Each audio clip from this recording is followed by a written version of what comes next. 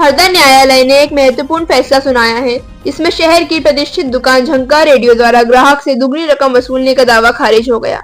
दरअसल यह मामला 20 मार्च 2018 को शुरू हुआ था, जब प्रियांशी त्यागी और प्रीतेश त्यागी ने झंकार रेडियो नामक इलेक्ट्रॉनिक स्टोर से अलमारी और कूलर खरीदे थे, जिसकी कीमत ₹21,000 थी। उन्होंने 2,000 का भुगतान किया और बाकी ₹19,000 का भुगतान बाद में करने का वादा किया था।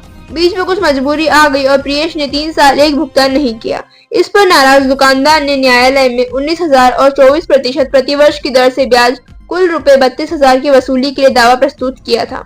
न्यायालय ने इस मामले की जांच की और पाया कि व्यापारी द्वारा प्रस्तुत दावा असत्य और आधारहीन था। इसलिए न्यायालय ने व्यापारी के दावे को निरस्त कर दिया और प्रियेश त्यागी का खर्चा व वकील तक की फीस झंकार रेडियो को देने का आदेश कर दिया। आइए सुनते हैं इस मामले में अहम भूमिका निभाने वाले अधिवक्ता मनीष जोशी क्या कहते हैं। ये आपका नाम बताइए। मेरा नाम मनीष कुमार जोशी एडवोकेट है। अच्छा, क्या मामला था ये रेडियो झंकार वाला? रेडियो हरदा में इलेक्ट्रिकल प्रतिष्ठान है, इनके द्वारा मेरे क्लाइंट के खिलाफ वसूली हेतु एक दावा 38,200 रुपये का लगाया गया था। मेरे क्लाइंट के द्वारा वर्ष 2020 में 21,000 रुपये का घरेलू सामान क्रय किया गया था, जिसमें एक अलमारी, एक कूलर खरीदा था। उस समय 21,000 रुपये डिपॉजिट कर 2,000 रुपये 21,000 रुपये का बिल बना था, जिसमें 2,000 रुपये उसने जमा किए थे, 19,000 रुपये शेष थे।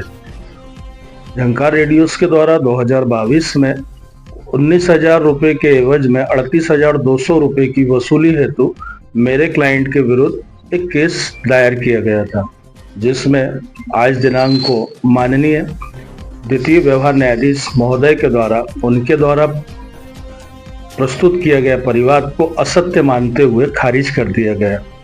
मेरे द्वारा जो पैरवी की गई थी, ऐसे विभिन्न तथ्यों को माननीय महोदय ने अपने जजमेंट में लेख किया है, जिसमें विशेष रूप से ये टिप्पणी की गई है कि परिवादी के द्वारा जो परिवाद दायर किया गया है वह असत्य रूप से दायर किया गया है।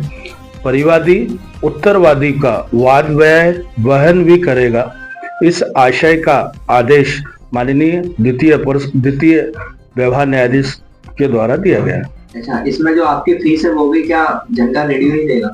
हाँ, इसमें न्यायालय के द्वारा एक आदेश ये भी पारित किया गया है कि उत्तरवादी अर्थात मेरे क्लाइंट ने जितना भी पैसा खर्च हुआ है उसका वहन भी झंकार रेडियोस को ही करना है। और बाकी के 19,000 रुपये?